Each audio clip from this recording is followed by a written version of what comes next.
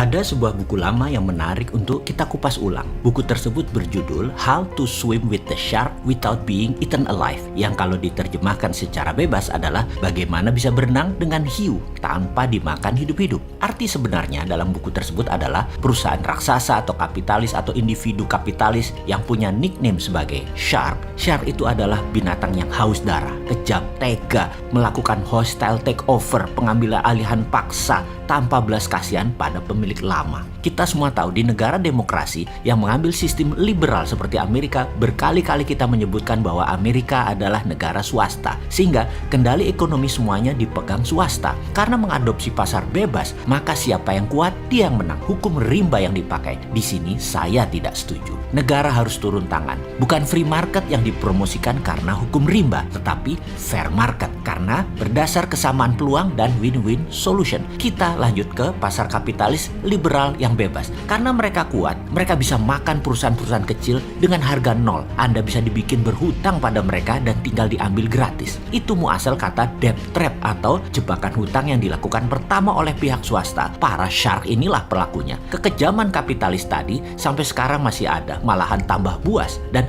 itulah business as usual dari para shark tersebut. Mereka berbungkus venture capital, berbungkus giant multinational company, private investor, hedge fund, dan banyak lagi nama mereka biar mereka terlihat baik, seksi, dan mitra terpercaya. Sebelum kita lanjut tentang pelajaran How to Swim with the Shark Without Being Eaten Alive, sebaiknya saya minta izin untuk sedikit lompat. Nanti kita balik ke topik di awal. Shark di dunia korporasi di negara barat sudah kelihatan. Maka ada buku yang sedang saya kerjakan di mana memerlukan waktu lama karena penelitiannya panjang, mengagumkan politik, bernegara, dan ekonomi makro-mikro. Judul buku ini sudah saya sebutkan berkali-kali. Buku ini adalah buku ketiga trilogi serial geopolitik dan geoekonomi yang nanti akan berjudul Redraw Maps. Dengan tagline kecil di bawahnya adalah Mari Bung rebut kembali. Dan ada second tagline, yaitu bagaimana berenang dengan Amerika dan Tiongkok tanpa Indonesia dimakan hidup-hidup. Agak nyeleneh judulnya, karena saya menganggap Indonesia saat ini sudah dimakan hidup-hidup oleh keduanya selama 7 presiden. Maaf sekali ya, maaf. Ini sebuah tulisan berdasarkan studi panjang, 3 tahun hingga saat ini. Oke, kita tidak membahas bukunya, namun informasi kali ini kita akan memberikan pemahaman dasar bernegara ala Forza Panarata, yaitu nawacitanya Mardigo Nation. Kita nomor 1 itu anti negara berbisnis. Jadi kita anti BUMN. Jelas dan kita tegaskan sekali lagi. Kita sangat mendukung swasta terutama bottom of pyramid, UKM, buruh, dan petani. Kita juga tegaskan kita mendukung fair trade, pasar yang adil, bukan pasar bebas yang pakai hukum rimba. Di mana shark pasti ada, namun memakan yang kecil dan lemah tidak semudah itu karena dilindungi peraturan atau kebijakan negara. Shark Indonesia akan kita bantu memakan perusahaan di luar Indonesia dan milik asing. Dan itulah yang namanya hacking growth bernegara ala Nawacita Forza Panarata. Kita akan jadikan Indonesia negara swasta. Negara hanya regulator. Negara bukan lagi operator aktif kecuali 3 hal dalam masalah fiskal, moneter, keamanan, dan pertahanan. Dijelaskan lagi, Departemen Pertahanan akan diubah menjadi Departemen Perang atau Warfare, DOW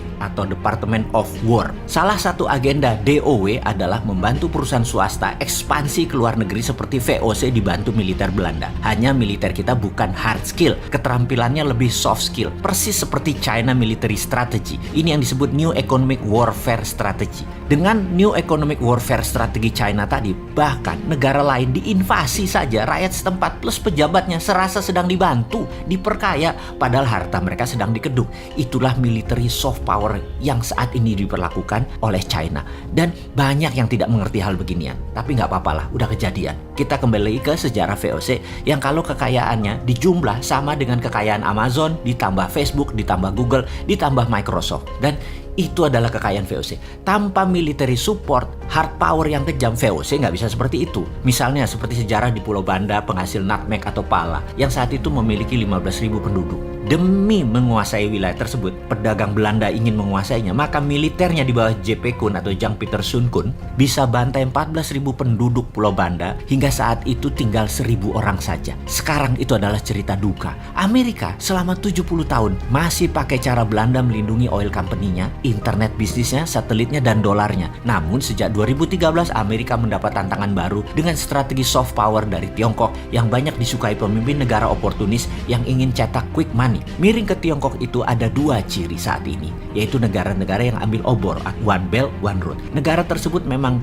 ambil Tiongkok sebagai bohir dan sponsor kekuasaan, atau negara tersebut lemah foreign policy-nya sehingga keduanya adalah termakan soft power military strategi menggunakan economic approach. Sahabat, mulai kebayangkan gambaran ke depan apa yang harus kita benahi dari cara kita bernegara. Kita harus menyempurnakan, kita harus pinteri pengusaha, politikus, dan penguasa saat ini. Setuju kan?